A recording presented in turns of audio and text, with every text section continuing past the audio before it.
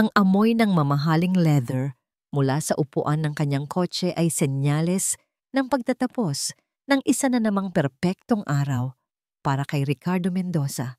Bawat meeting natapos sa tamang oras, bawat kontrata, napirmahan, bawat desisyon, tama at kalkulado. Ito ang mundo niya, isang mundo ng kaayusan. Pagbaba niya ng sasakyan, ang malawak at perpektong hardin ng mansyon ang sumalubong sa kanya. Walang isang damo na wala sa lugar. Walang isang dahon na nalaglag. Isang malalim na hininga ng tagumpay ang kanyang pinakawalan. Sa wakas, kapayapaan.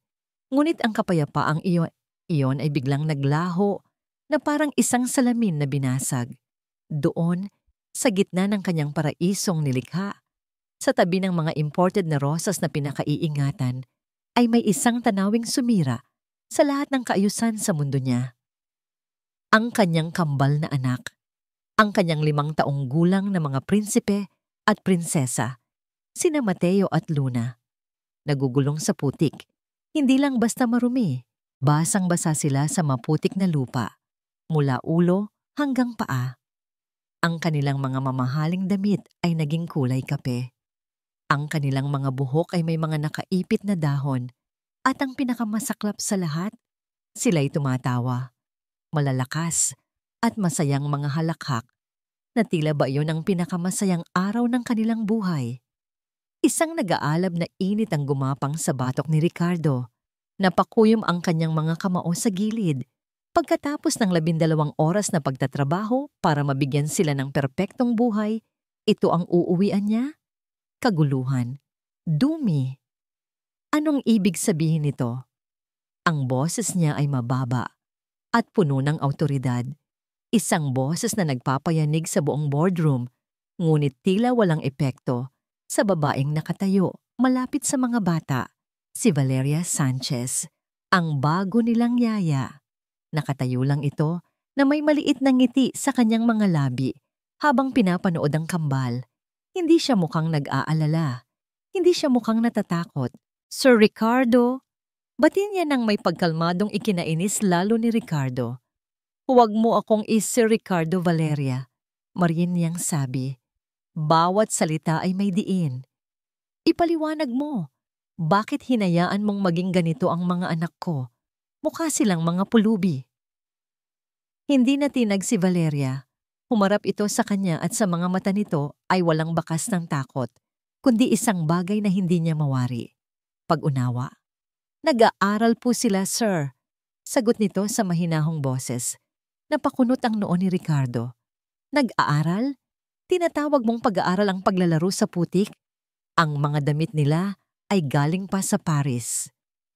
Ang damit, napapalitan. Ang karanasan, hindi. Sagot ni Valeria. Natututo silang magtulungan. Natututo silang hindi matakot madapa. Natututo silang tumayo sa sarili nilang mga paa matapos magkamali. Magkamali? Halos pasigaw na, sabi ni Ricardo. Ang trabaho mo ay siguraduhing hindi sila magkakamali. Ang trabaho mo ay protektahan sila. Isang hakbang ang ginawa ni Valeria palapit sa kanya. Ang trabaho ko po, sir, ay palakihin silang matatag. At ang katatagan ay hindi natututunan sa loob ng mga pader na gawa sa marmol o sa mga mamahaling laruan. Natututunan ito dito, sabi niya, sabay turo sa maruming lupa. Sa labas, kung saan kailangan nilang matutong magkamali at bumangon. Natigilan si Ricardo. May kung anong lohika sa sinabi ng babae na tumagos sa kanyang galit, ngunit mabilis niya itong iwinaksi. Hindi. Ang mga Mendoza ay hindi nagkakamali. Hindi sila nadudumihan. Tapos na ang pag-aaral nila. Malamig niyang utos. Paliguan mo sila. Ngayon din. Akmang tatalikod na si Valeria para sundin ang utos ng isang boses na mas malamig pa sa hangin ng gabi ang pumuno sa hardin. Isang boses na kilalang-kilala ni Ricardo. Isang boses na kaya siyang pabalikin sa pagiging isang batang paslit sa isang iglap. Ricardo! Parang huminto ang hangin. Maging ang masayang tawanan ng kambal ay biglang naputol. Doon, nakatayo sa may pintuan ng mansyon ay ang kanyang ina, si Doña Isabela Mendoza. Perpekto ang pagkakaayos ng buhok. Ang kanyang damit ay walang gusot. Ang kanyang mga mata ay matalim na parang kutsilyo habang sinusuri nito ang tanawin. Ang mga apong marurumi at ang babaeng hindi niya kilala na nasa tabi ng mga ito. Ang galit na naramdaman ni Ricardo kanina para kay Valeria ay biglang napalitan ng pamilyar na kaba. Isang takot na matagal na niyang dinadala. Ang takot na biguin ang kanyang ina. Hindi nagsalita si Doña Isabela. Ang kanyang tingin ay dumaan lamang kay Valeria na parang isa itong hangin bago ito tumuon kay Ricardo. Ang tingin na iyon ay sapat na. Isang tingin ng sukdulang pagkadismaya. Walang sinabi ang matanda. Naglakad ito pabalik papasok ng mansyon. Ngunit bago ito tuluyang mawala, lumingon ito kay Ricardo. Sa loob, utos nito sa isang boses na walang emosyon, ngunit puno ng bigat. Mag-usap tayo. Huminto ito sandali, at ang mga mata nito ay sinadyang tumingin sa direksyon ni Valeria. Tungkol sa kanya. Pinanood ni Valeria ang pagpasok ni Ricardo sa loob ng mansyon. Ang mga balikat nito ay tila mas binigatan ng presensya ng kanyang ina. Mula sa pagiging isang CEO na naguutos sa isang iglap, naging isa siyang anak na handang sumunod. Mateo, Luna, halina kayo. Mahinahon niyang tawag sa kambal. Oras na para maligo. Habang buhat-buhat niya ang dalawang batang nababalot pa rin ng putik, naririnig niya ang mga pira-pirasong salita mula sa sala. Boses ni Doña Isabela, matigas at walang emosyon. Boses ni Ricardo, sumasagot, pero mas mahina at tila nagpapaliwanag. Hindi niya maintindihan ang buong usapan, pero ramdam niya ang bigat nito. Ramdam niya na siya ang sentro ng bagyong namumuo sa loob ng mansyon. Sa banyo, habang pinupunasan niya ang masayang dumi mula sa balat ng mga bata, hindi nawala sa isip niya ang mga mata ni Doña Isabela. Isang tingin na tila ba sinusuri ang isang insektong hindi dapat naroroon.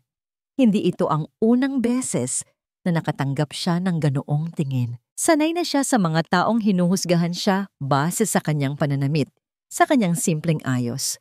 Ang hindi nila alam ay ang manabaya, ay ang mga pader na nakapalibot sa kanila ay mas marumi pa kaysa sa putik na nilalaro ng mga bata. Ang saya kanina, Yaya Val, bulong ni Luna habang sinasabunan niya ang buhok nito. Pwede po ulit bukas? Isang ngiti ang sumilay sa labi ni Valeria. Tingnan natin, mahal. Pagkatapos maligo at magbihis ng mga bata, dinala niya sila sa kanilang silid tulugan. Habang nagbabasa siya ng kwento, ang katahimikan sa labas ng kwarto ay mas nakakabingi kaysa sa sigawan kanina. Tapos na ang pag-uusap, isang desisyon na marahil ang nabuo. Nang makatulog na ang kambal, dahan-dahan siyang lumabas ng silid. At sa pasilyo, naghihintay ang reyna ng mansyon. Nakatayo si Doña Isabela, ang mga braso ay nakahalukip-kip. Ang liwanag mula sa chandelier ay nagbibigay anino sa kanyang mukha. Ngunit ang talim sa kanyang mga mata ay malinaw na malinaw. Miss D. Sanchez, panimula nito. Ang bawat pantig ay tila may lason. Ma'am, magalang na sagot ni Valeria. Hindi ako magpapaligoy-ligoy pa. Diretsong sabi ng matanda. Ang mga pamamaraan mo, ang pagpapahintulot mo sa mga apo ko na maging marungis ay hindi katanggap-tanggap sa pamamahay na ito. Dito, pinahahalagahan namin ang kaayusan, ang disiplina, ang pangalan ng pamilya. Sa paglalaro sa lupa, ma'am, natututo sila ng higit pa sa disiplina. Natututo sila ng katatagan, mahinahong paliwanag ni Valeria. Isang mapaklang tawa ang kumawala kay Doña Isabela. Katatagan, ang kailangan nila ay proteksyon, hindi putik. Ang mga Mendoza ay hindi pinalaki para maging pangkaraniwan.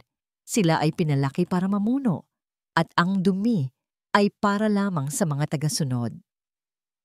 Ramdam ni Valeria ang insulto sa likod ng mga salita, ngunit pinanatili niya ang kanyang tindig. Kung gayon, hindi po tayo magkakasundo.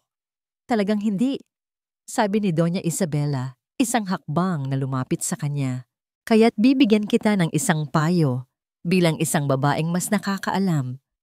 Umalis ka na habang maaga, bago pa tuluyang masira ang tiwala sa iyo ng anak ko. Hindi nakasagot si Valeria, hindi dahil sa takot, kundi dahil sa pagkaawa. Naaawa siya sa mga batang natutulog sa loob ng kwarto na nakakulong sa isang gintong hawla. Maya-maya, isang pinto ang bumukas. Si Ricardo, nakita niya ang tensyon sa pagitan ng dalawang babae. "Ma," sabi niya sa pagod na boses, "ihahatid na kita." Bago umalis, isang huling tingin ang ibinigay ni Doña Isabela kay Valeria. Isang tingin na nangangako. Ilang minuto ang lumipas. Bumalik si Ricardo sa loob. Hindi ito tumingin kay Valeria. Tahimik ang buong bahay. Ngunit sa katahimikang iyon, narinig ni Valeria ang isang maliit na hikbi mula sa silid ng kambal. Dali-dali siyang pumasok. Si Luna, nakaupo sa kama, umiiyak. "Yaya, Val," sabi ng bata sa garalgal na boses. "I had a bad dream." Umupo si Valeria sa tabi nito at niyakap ito. "Shh! Andito na si Yaya. Kwentuhan kita, gusto mo?" Tumango ang bata. "May isang buto," panimula ni Valeria sa malambing na boses. Maliit lang siya at mag-isa sa ilalim ng madilim na lupa. Takot na takot siya. Pero kahit madilim at madumi, hindi siya sumuko. Pinilit niyang iunat ang kanyang mga ugat hanggang sa marating niya ang sinag ng araw. At dahil sa dumi at dilim na pinagdaanan niya, lumaki siyang isang matibay at magandang puno.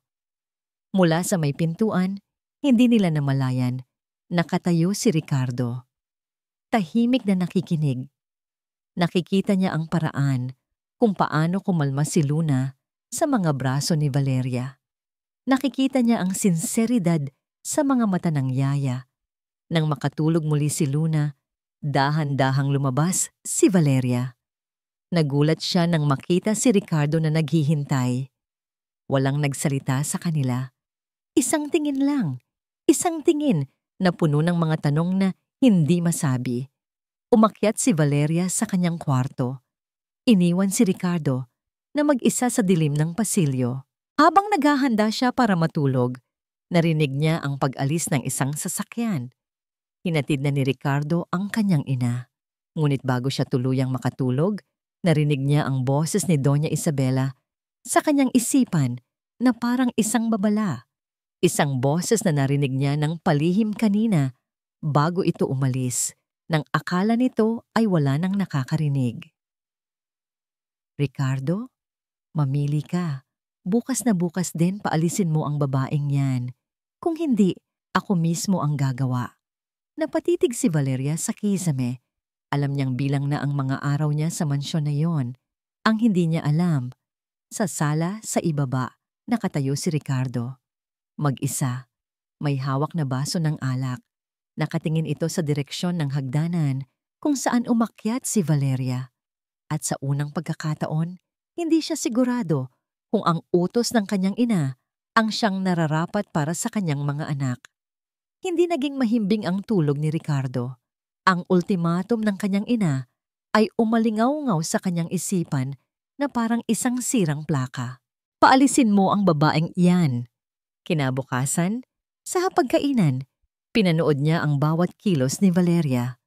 Bawat galaw nito ay tila sinusuri niya sa ilalim ng mikroskopyo, naghahanap ng pagkakamali ng kahit anong dahilan para sabihing tama nga ang kanyang ina.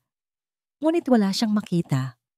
Ang nakita niya ay kung paano nito tinuruan si Mateo na itali ang sarili nitong sintas ng sapatos na may pasensyang inuulit ang bawat hakbang.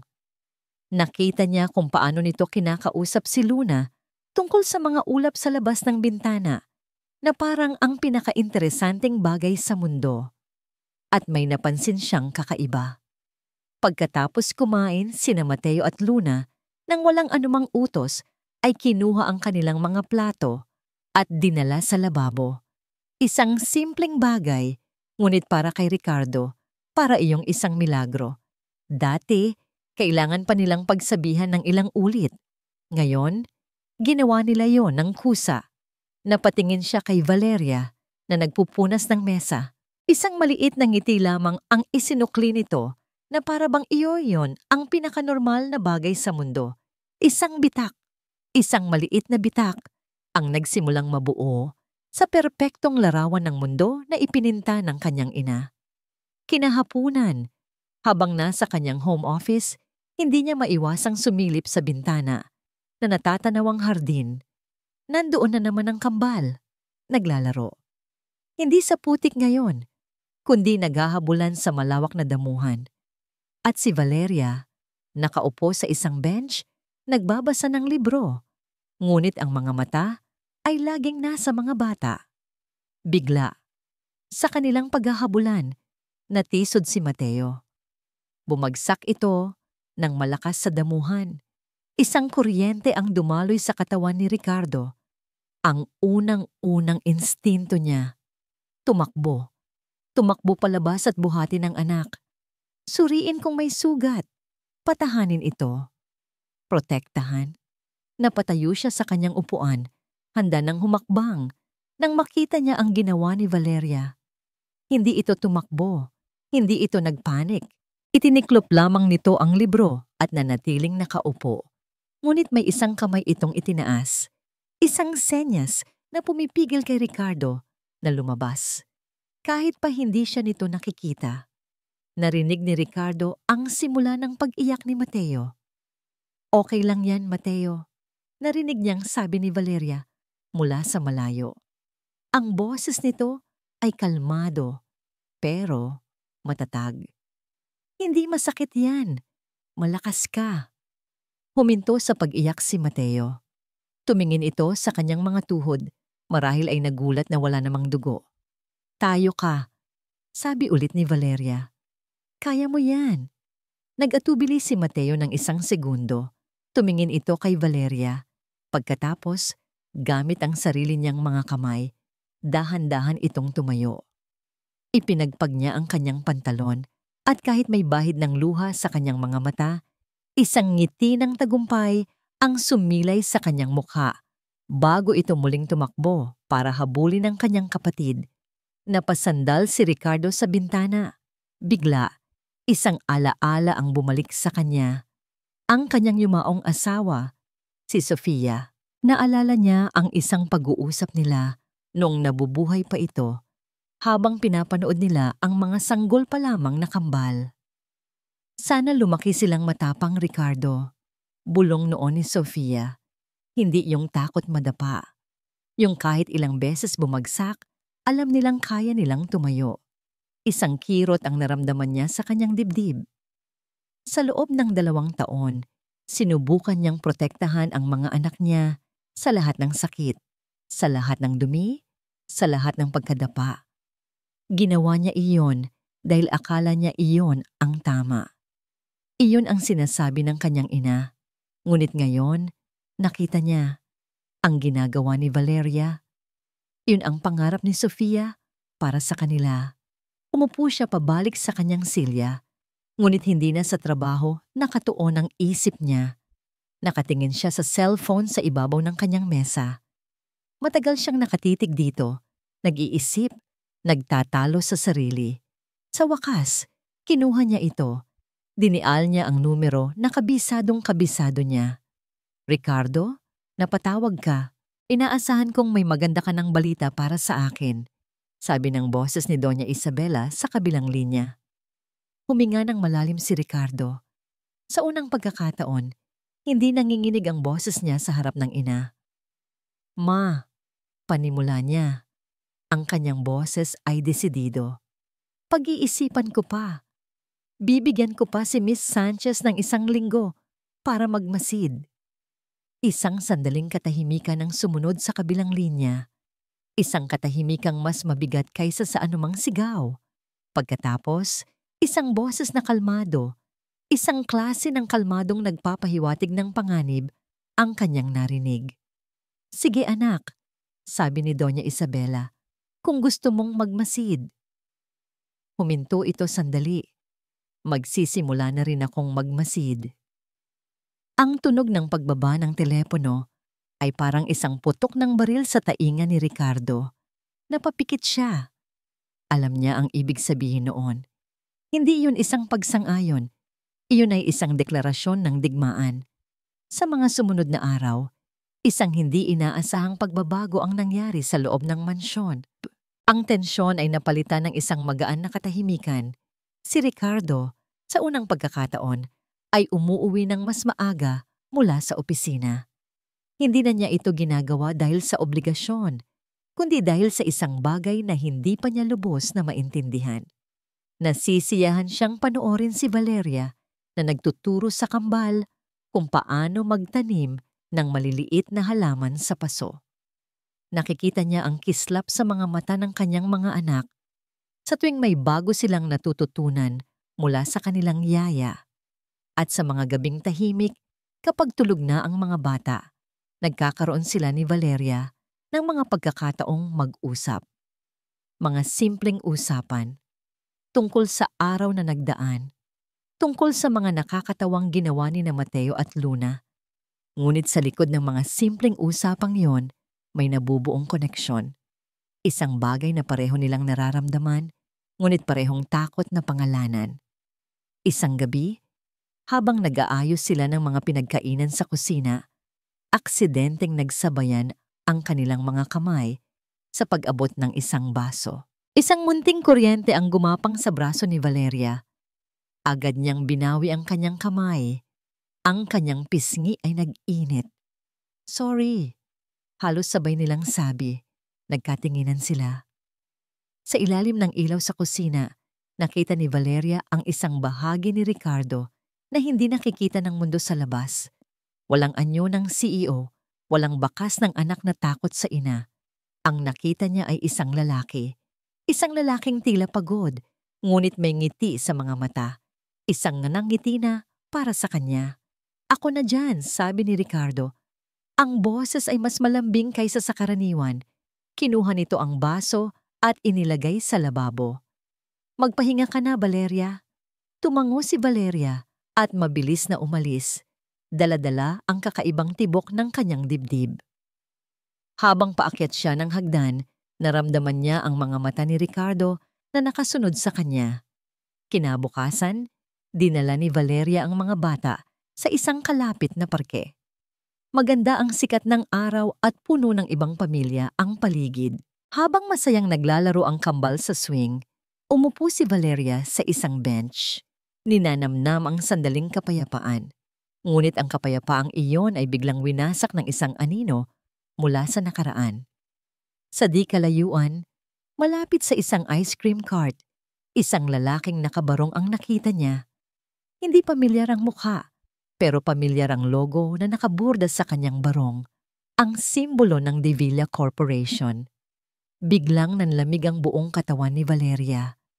Ang hangin sa kanyang baga ay tila naubos. Ang masayang ingay ng parke ay biglang nawala. Napalitan ng ugong sa kanyang tainga. Ang mga De Villa, ang pamilyang sumira sa kanyang buhay, ang pamilyang kumuha ng lahat sa kanya. Nakita niyang lumingon ang lalaki sa kanyang direksyon. Hindi siya nito kilala. Isa lamang siyang ordinaryong yaya sa paningin nito. Ngunit sa isang iglap, bumalik ang lahat ng alaala. Ang mga akusasyon, ang iskandalo, ang sakit. Ang kanyang unang reaksyon ay takot. Isang matinding takot na baka makilala siya. "Mateo! Luna! Uwi na tayo!" Mabilis niyang tawag sa mga bata. "Pero yaya!" reklamo ni Mateo. "Sabi ko uwi na." Ang boses ni Valeria ay may diin at panginginig na ikinagulat ng kambal. Nagmamadali niyang hinila ang mga bata palayo sa parke, palayo sa anino ng kanyang nakaraan. Hindi niya namalayan, sa kabilang kalsada, Sa loob ng isang itim na kotse na may tinted na bintana, may isang pares ng matang-matamang nagmamasid. Si Doña Isabela. Itinaas niya ang kanyang cellphone kung saan konektado ang kamera ng private investigator na kasama niya. Nakita niya ang lahat. Ang biglang pagbabago sa mukha ni Valeria. Ang takot. Ang pagmamadali. Kilala mo ba ang lalaking iyon? Tanong niya sa investigador na nasa driver's seat. Hindi po, ma'am. Pero mukhang empleyado ng Devila Corp base sa logo. Sagot ng lalaki. Isang kalkuladong nangiti ang sumilay sa mga labi ni Doña Isabela. Interesante. Ibinaba niya ang kanyang cellphone at kinuha ang isa pang folder na nasa tabi niya. Ito ang paunang ulat tungkol kay Valeria Sanchez. Walang masyadong laman. Isang simpleng probinsyana, walang criminal record. Tila malinis. Masyadong malinis. Gusto kong alamin mo ang lahat tungkol sa babaeng yan. Utos ni Doña Isabela sa investigador. Ang kanyang mga mata ay nakatuon pa rin sa papalayong figura ni Valeria at ng kanyang mga apo. Bawat detalye ng nakaraan niya, walang ititira. Nang gabing iyon, hindi mapakali si Valeria. Bawat tunog ng sasakyan sa labas ay nagpapakaba sa kanya. Ang pakiramdam ng pagiging ligtas sa loob ng mansyon ay biglang naglaho. Habang nag-aayos siya para matulog, biglang umilaw ang kanyang cellphone. Isang mensahe mula sa isang numerong hindi nakarehistro. Nanginginig niyang binuksan ito. 4 na salita lang ang laman. 4 na salitang nagpatigil sa pagtibok ng kanyang puso. Alam ko kung nasaan ka. Ang imbitasyon ay dumating na parang isang utos. Isang family dinner, sabi ni Doña Isabela sa telepono. Gusto niya raw na mas makilala si Valeria. Naramdaman ni Ricardo ang isang patibong sa likod ng matamis na boses ng kanyang ina. Ngunit bilang anak, wala siyang magawa kundi sumunod. Ang hapagkainan ay nakahanda na, parang para sa isang hari. Ang pinakamamahaling kubyertos, ang pinakamagandang mga plato. Ngunit ang hangin ay mabigat, halos mahirap hingahan. Nakaupo si Valeria sa tapat ni Ricardo. Tila hindi mapakali. At sa tabi ng kanyang ina, nakaupo ang isa pang hindi inaasahang bisita. Si Atty. Romero, ang matagal ng abogado ng pamilya Mendoza. Isang malamig na kaba ang gumapang sa dibdib ni Ricardo. Bakit nandito ang abogado nila? Ang simula ng hapunan ay puno ng pilit ng ngiti at mga tanong na tila inosente. Saan ka nga ulit galing, Hija? Tanong ni Doña Isabela kay Valeria habang hinihiwa ang kanyang steak. Sa Laguna po, ma'am, sagot ni Valeria. Ah, Laguna. May pamilya ka pa ba doon? Pagpapatuloy ng matanda. Wala na po. Ako na lang po mag-isa. Isang makahulugang tango ang ginawa ni Doña Isabela. Kawawa ka naman. Mag-isa sa buhay. Marahil ay mahirap ang pinagdaanan mo para lang makarating dito sa Maynila. Naramdaman ni Ricardo ang lason sa likod ng mga salita. Akmang magsasalita na sana siya para putulin ang usapan nang biglang ibagsak ng kanyang ina ang mga kubyertos. Ang tunog nito sa mamahaling plato ay umalingaw-ngaw sa buong silid. Nawala ang matamis na ngiti. Ang natira ay isang maskara ng yelo. Tama na ang pagpapanggap, malamig na sabi ni Doña Isabela. Mula sa tabi nito, iniabot ni Atty. Romero ang isang makapal na brown folder. Kinuha ito ni Doña Isabela at inihagis sa gitna ng mesa, malapit sa plato ni Valeria. Kumalat ang ilang mga litrato at dokumento. Ang tunay mong pangalan ay Dr. Valeria Reyes, hindi ba? Ang tanong ay parang isang dagundong ng kulog sa katahimikan. Napatingin si Ricardo kay Valeria. Nakita niya ang biglaang pagkawala ng kulay sa mukha nito. Ang mga mata nito ay nanlaki sa gulat, hindi sa pagkaila, kundi sa purong pagkagimbal. Ang dating child psychologist na may magandang kinabukasan. Pagpapatuloy ni Doña Isabela, ang boses ay puno ng panunuya. Pero nawala ang lahat. Tinanggalan ng lisensya, nasira ang pangalan, at sino ang may gawa?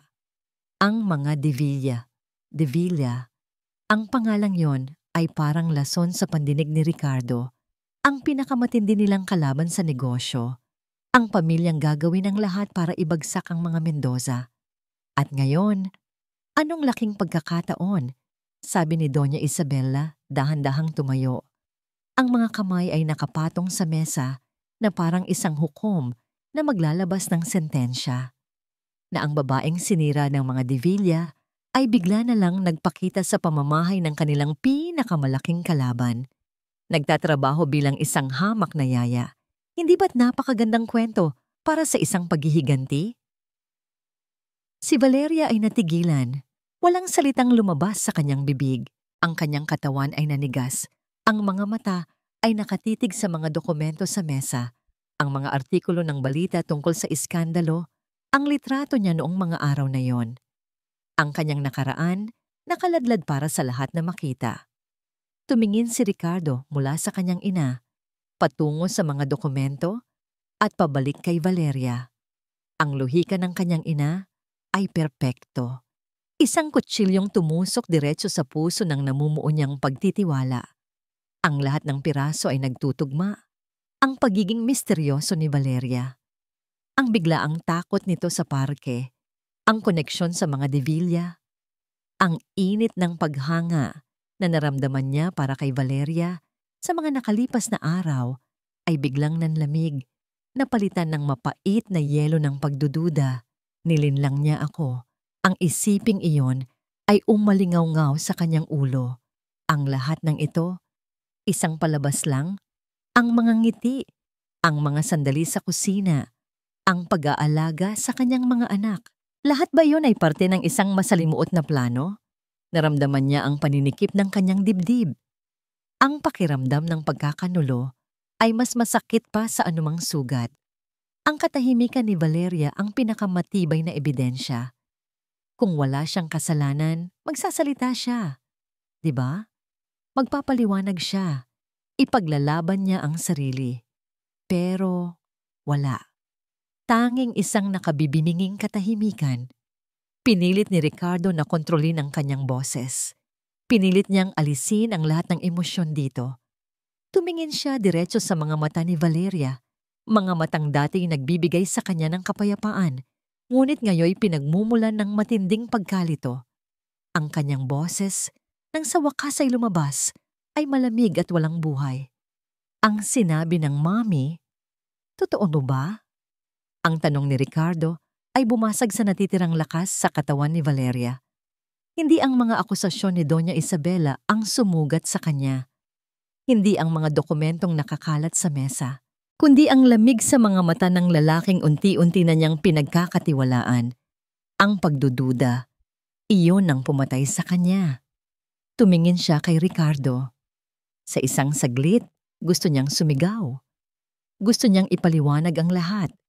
Ang kasinungalingan ng mga Divilla, ang sakit na dinanas niya.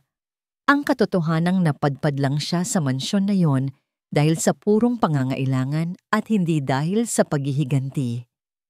Ngunit paano? Paano siya magpapaliwanag sa isang taong ang isip ay nalason na? At para saan pa? Ang kanyang buong buhay ay isang patunay na ang katotohanan ay walang laban sa kapangyarihan at pera. Isang pader na naman ang biglang itinayo sa paligid ng kanyang puso. Isang pader na gawa sa sakit at pagkabigo. Huminga siya ng malalim. Hinugot ang lahat ng natitirang dignidad sa kanyang pagkatao. Tumingin siya kay Ricardo, hindi na may sakit, kundi may isang nakakapangilabot na kalmaduhan. Oo, sagot niya. Ang boses ay walang emosyon. Ang pangalan ko ay Valeria Reyes. Hindi na niya dinugtungan. Hindi na niya itinanggi ang paratang ng paghihiganti. Hahayaan na lang niya silang isipin kung ano ang gusto nilang isipin. Kung ganoon kababaw ang tingin sa kanya ni Ricardo, kung ganoon kadali para sa kanya na maniwala sa pinakamasamang intensyon, kung gayon, wala nang dapat pang ipaglaban. Isang ngayang ngiti ng tagumpay ang sumilay sa mga labi ni Doña Isabela. Si Ricardo naman ay napayuko. Ang simpleng pag-amin na yon ay isang punyal na bumaon sa kanyang dibdib. Kahit na isang bahagi sa kanya ang umaasa, sumisigaw na sana ay mali ang lahat. Ang kumpirmasyon mula mismo kay Valeria ang tuluyang pumatay sa pag-asang yon. Kung gayon, sabi ni Valeria, dahan-dahang tumayo. Inayos niya ang kanyang simpleng damit. Ang kanyang kilos ay puno ng dignidad. Hindi na kailangan pang patagalin ito. Magre-resign na po ako. Ngayon din. Walang sino man ang nagsalita. Maging si Doña Isabela ay nagulat sa bilis ng kanyang desisyon. Inaasahan niya ang pag-iyak, pagmamakaawa, pagtanggi. Hindi isang marangal na pagsuko. Salamat sa pagkakataon, Sir Ricardo, sabi ni Valeria. Ang tingin ay diretso. Ngunit malamig na parang yelo. Pagkatapos ay tumingin siya kay Doña Isabela. Ma'am. Isang magalang na tango ang kanyang ibinigay bago siya tuluyang tumalikod at naglakad palabas ng dining hall. Iniwan ang 3 taong nakatulala sa kanyang biglaang pag-alis. Natuliro si Ricardo. Hindi ito ang inaasahan niya. Ang isip niya ay nag-uumpugan. Ang isang bahagi ay nagsasabing pigilan siya. Pakinggan ang kanyang panig. Ngunit ang mas malakas na bahagi, ang bahaging nasaktan at nagdududa, ang nag-utos sa kanya na manatili sa kanyang upuan. Naglakad si Valeria paakyat sa hagdanan. Bawat hakbang ay parang may bigat na 1,000 kilo. Nang marating niya ang kanyang silid, doon lamang bumigay ang kanyang kontrol. Napasandal siya sa pinto at ang mga luhang kanina pa niya pinipigilan ay sunod-sunod na pumatak. Hindi siya umiyak para sa trabahong nawala. Umiyak siya para sa tiwalang nasira. Mabilis niyang pinunasan ang kanyang mga luha. Hindi ito ang oras para maging mahina. Kinuha niya ang kanyang maliit na bag at inilagay ang iilang gamit na dala niya. Damit, 1 libro, at ang kanyang cellphone. Nang akma na niyang isasara ang bag, nakita niya sa ibabaw ng kanyang mesa ang isang papel. Isang drawing na ginawa ng kambal para sa kanya. Isang larawan ng araw, isang bahay, at 4 na stick figures na magkakahawak kamay. Si Mateo, si Luna, si Ricardo, at siya. Muli na namang nag-init ang kanyang mga mata. Mabilis niyang itinupi ang papel at isinilid sa kanyang bulsa. Ito na lamang ang alaala na kanyang dadalhin. Bago siya tuluyang umalis, dumaan siya sa silid ng kambal. Binuksan niya ang pinto ng dahan-dahan. Mahimbing na natutulog ang 2 anghel. Walang kamalay-malay sa bagyong sumira sa kanilang tahanan. Lumapit siya sa kanilang kama. Hinalikan niya sa noo si Mateo. Pagkatapos ay si Luna. Paalam! Bulong niya sa hangin, ang boses ay basag. Maging matatag kayo. Mula sa bintana ng kanyang opisina, nakita ni Ricardo ang lahat. Nakita niya ang paglabas ni Valeria mula sa pinto ng mansyon, dala ang maliit nitong bag. Ang kanyang paglalakad ay mabilis, determinado, walang lingon-lingon. Napanood niya itong maglakad palabas ng malaking gate hanggang sa lamunin na ito ng dilim ng gabi. Mas mabuti na yan, anak, sabi ng boses ng kanyang ina mula sa kanyang likuran. Nailigtas kita sa isang ahas. Hindi sumagot si Ricardo. Nakuha na niya ang gusto ng kanyang ina. Ang kaayusan, ang seguridad, wala ng putik at kaguluhan. Ngunit habang nakatitig siya sa kawalan sa labas ng bintana, walang pakiramdam ng tagumpay, walang pakiramdam ng kapayapaan. Tanging isang malawak, nakabibinging at nakakatakot na kahungkagan. Kinabukasan, ang unang sinag ng araw ay tila mas malamig kaysa dati. Nagising si Ricardo sa isang katok sa kanyang pinto. Si Luna, ang kanyang prinsesa, na may magulupang buhok at inaantok na mga mata. Daddy? Tanong nito sa maliit na boses. Nasaan po si Yaya Val? Napatitig si Ricardo sa kanyang anak. At sa unang pagkakataon, hindi niya alam kung ano ang isasagot. Ang mga sumunod na araw ay isang pagbabalik sa dati.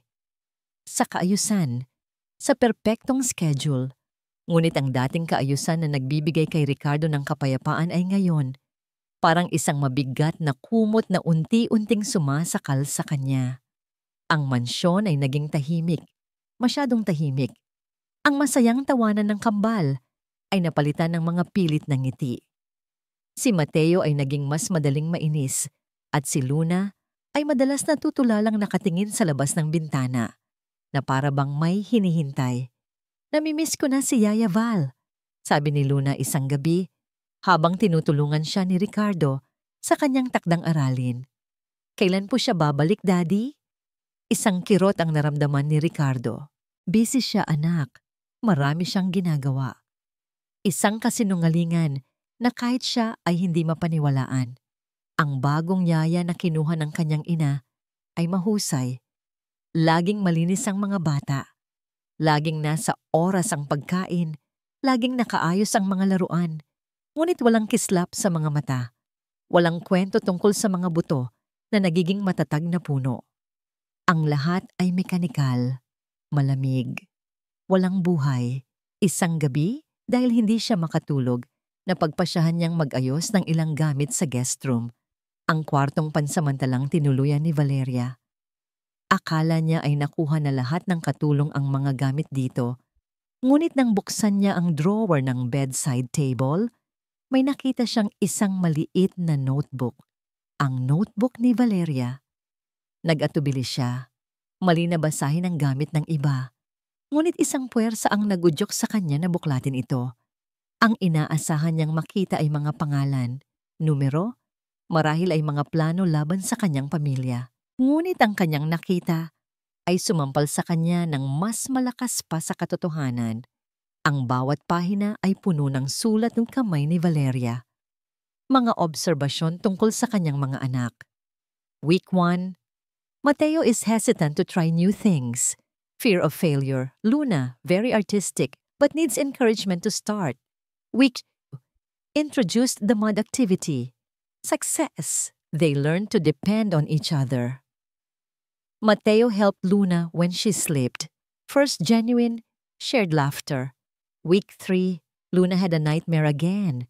The story about the seed seems to calm her. Must find more stories about resilience. Habang binabasa niya ang bawat salita, parang unti-unting dinudurog ang kanyang puso. Hindi ito mga tala ng isang espiya. Ito ay mga tala ng isang taong tunay na nagmamalasakit. Isang profesional. Isang taong may dedikasyon sa kanyang ginagawa. Sa huling mga pahina, may mga sketch, mga guhit ng isang maliit na gusali, isang paaralan, at sa ibabaw nito, may nakasulat na pangalan.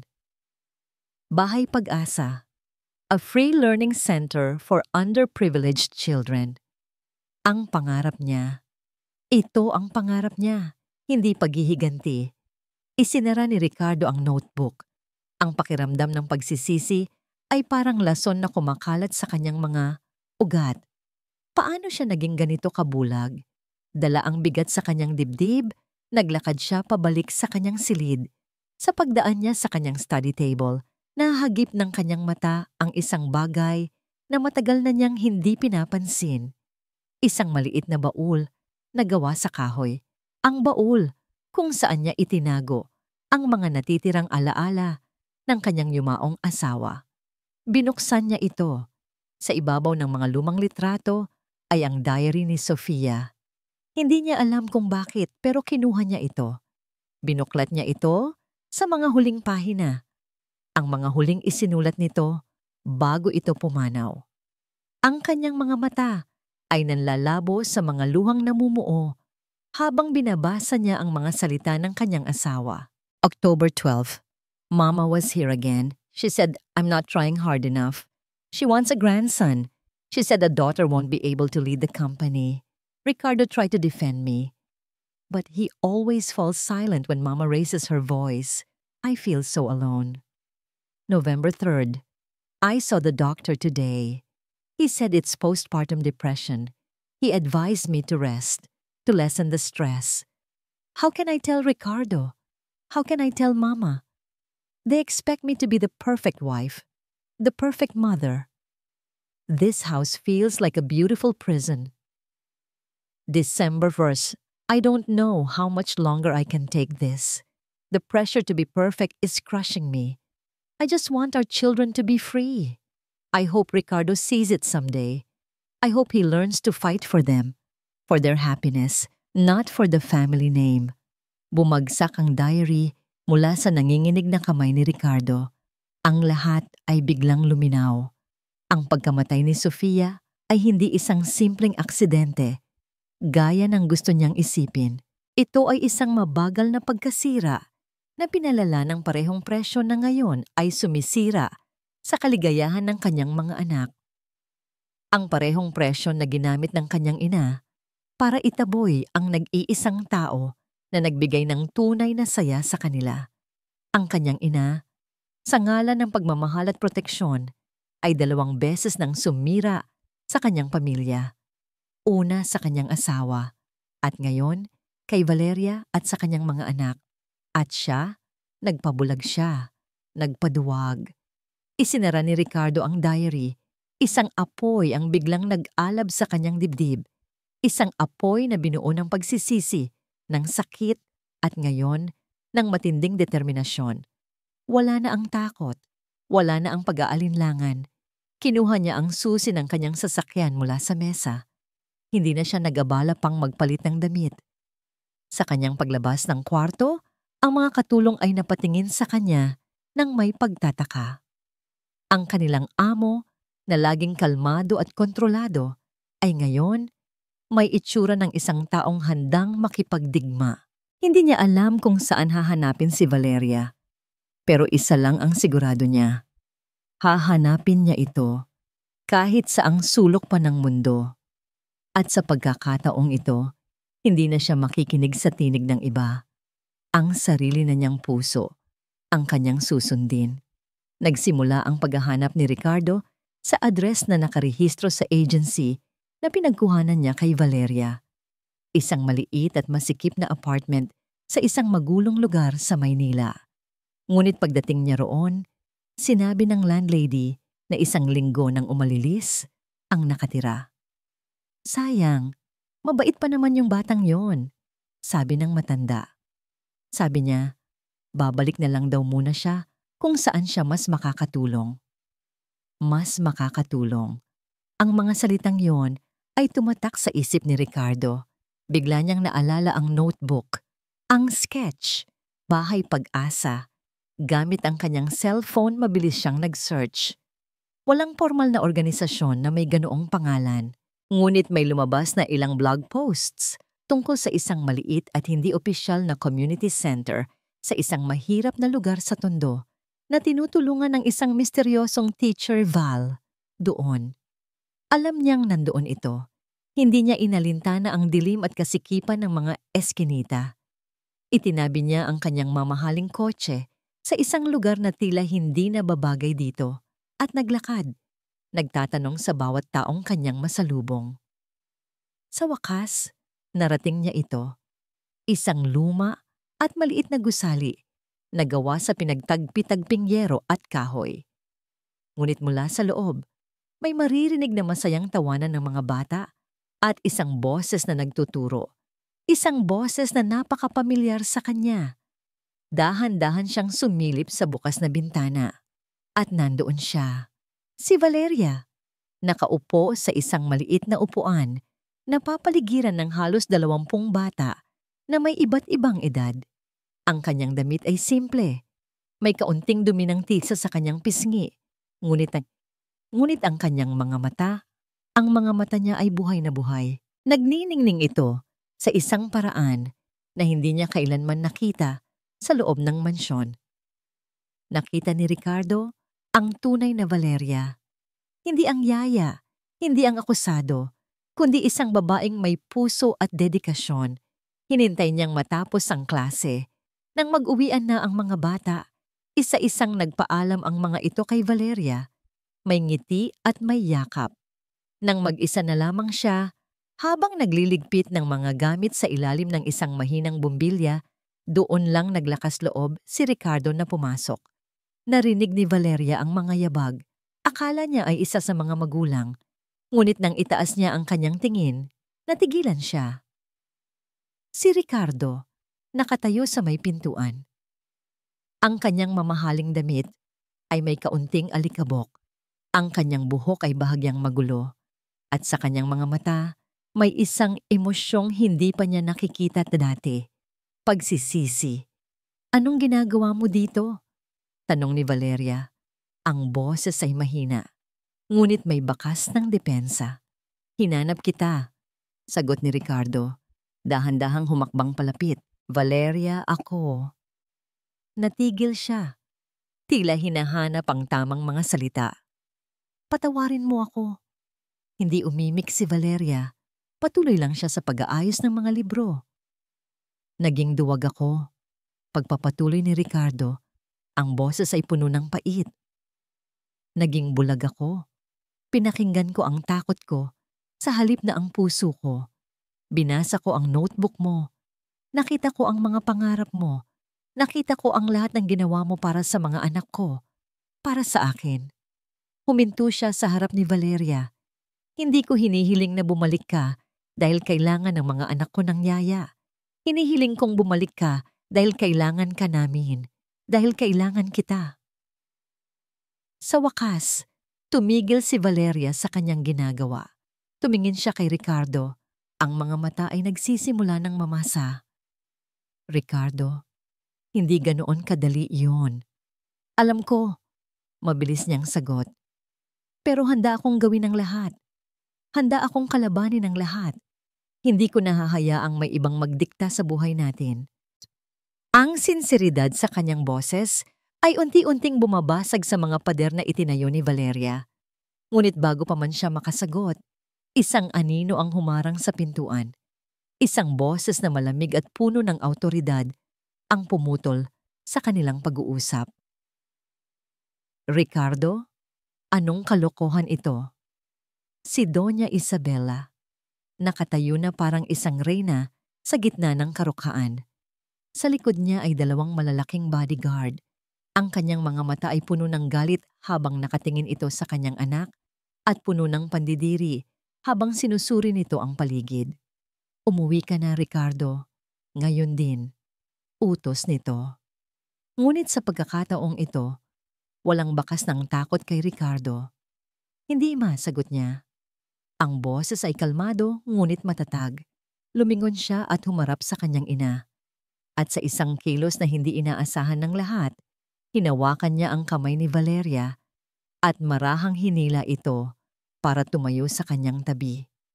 Pagkatapos, humakbang siya ng bahagya na tila isang kalasag sa pagitan ni Valeria at ng kanyang ina. "Tapos na ang pagsunod ko, ma," sabi niya. Gulat ang mababakas sa mukha ni Doña Isabela. "Anong sinasabi mo? Dahil sa babaeng yan? Isang oportunista na nilinlang ka." "Nagkakamali ka," sabi ni Ricardo. "Siya ang nagmulat sa akin. Ipinakita niya sa akin kung ano ang tunay na mahalaga. Hindi ang pangalan ng pamilya, hindi ang perpektong imahe, kundi ang kaligayahan. Ang kaligayahan ng mga anak ko.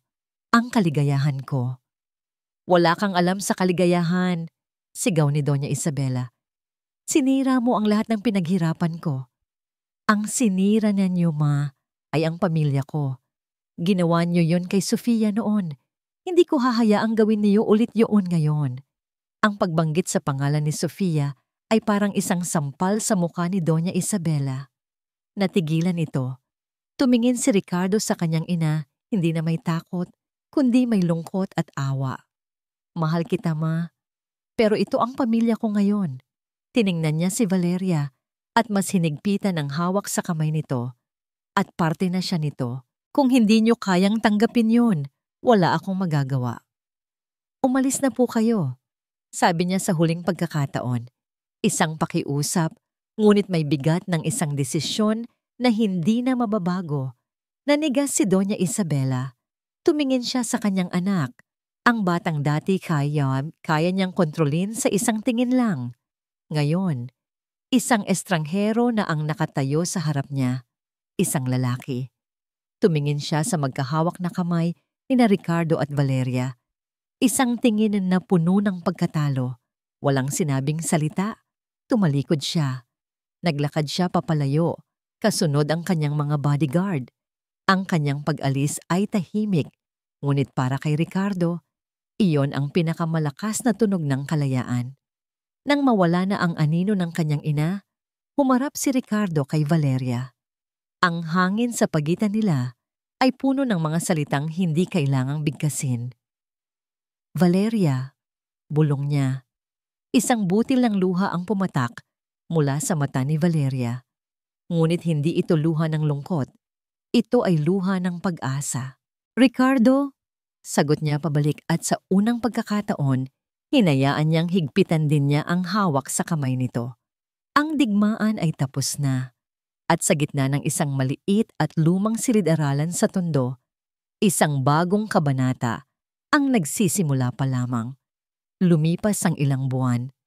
Ang mansyon ng mga Mendoza, na dating isang malamig at tahimik na lugar, ay nagkaroon ng bagong buhay. Ang mga pader na dati sumasaksi lamang sa kaayusan at disiplina ay ngayon puno na ng mga guhit ng Crayola, ng mga bakas ng maliliit na sapatos na may putik at ng tunog ng walang katapusang halakhak.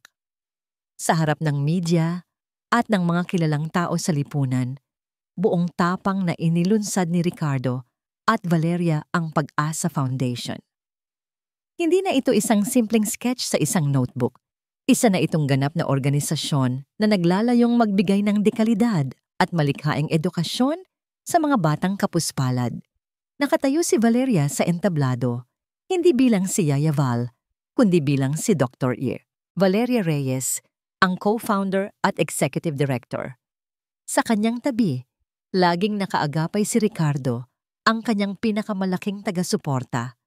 Marami ang nagtatanong kung bakit ko ito ginagawa. Sabi ni Valeria sa mikropono, ang kanyang boses ay matatag at puno ng inspirasyon.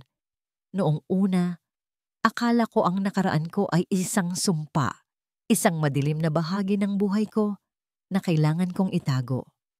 Ngunit itinuro sa akin ng isang napaka-espesyal na tao. Lumingon siya at ngumiti kay Ricardo na ang mga pinakamatibay na puno ay hindi tumutubo sa perpektong hardin. Tumutubo sila sa lupang minsan nang nasaktan, sa lupang minsan nang nabiyak. Ang ating mga sugat, ang ating mga putik, ang siyang nagpapatatag sa atin. Ang kanyang kwento na dating isang sandata laban sa kanya ay naging kanyang pinakamalaking kalakasan. Ang relasyon ni Ricardo sa kanyang ina ay nanatiling komplikado. Hindi na sila madalas mag-usap. Ngunit isang hapon, isang delivery ang dumating sa mansyon. Walang sulat, walang card. Isang malaking kahon lamang. Nang buksan ito ni Ricardo, nakita niya ang isang luma ngunit maayos na dekuryenteng tren. Ang paborito niyang laruan nung bata pa siya. Hindi ito isang paghingi ng tawad. Alam niya yon. Ngunit para sa isang babaeng tulad ni Doña Isabela, iyon na marahil ang pinakamalapit na paraan para sabihing, naaalala ko.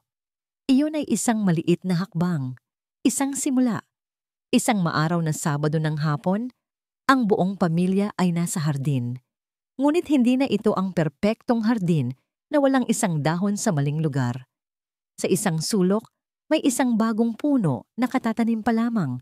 Isang maliit na puno ng nara. Okay, team. Kailangan nating diligan ang ating bagong baby. Masayang sabi ni Valeria sa kambal.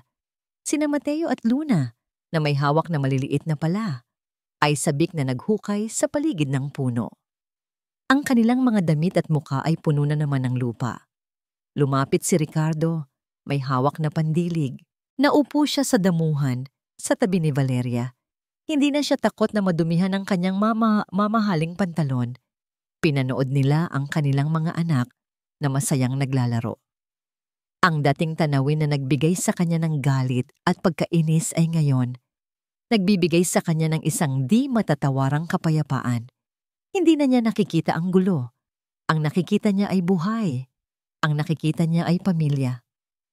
Alam mo, bulong ni Ricardo kay Valeria, noong una kitang makita dito sa hardin, kasama ang mga bata, Akala ko sisirain mo ang perpektong mundo ko. Ngumiti si Valeria. Ipinatong ang ulo sa balikat ni Ricardo. Sinira ko ba? Tumingin si Ricardo sa kanya, pagkatapos ay sa mga anak nila at sa bagong punong kanilang itinanim. Hinawakan niya ang kamay ni Valeria, ang kamay na may mga bakas pa rin ng lupa. Hindi, sagot niya. Ang boses ay puno ng pagmamahal. Binuo mo ito. Sumandal si Valeria at tumingala sa asul na langit. Handa ka na bang madumihan ulit, sir? Tanong niya. May kasamang panunokso. Isang malapad na ngiti ang sumilay sa mga labi ni Ricardo. Ang ngiti ng isang taong sa wakas ay malaya na. Hanggat kasama kita, sagot niya. At sa ilalim ng sikat ng araw, sa gitna ng kanilang hindi perpekto, ngunit napakagandang hardin, pinanood nila ang kanilang mga anak na nagtatanim.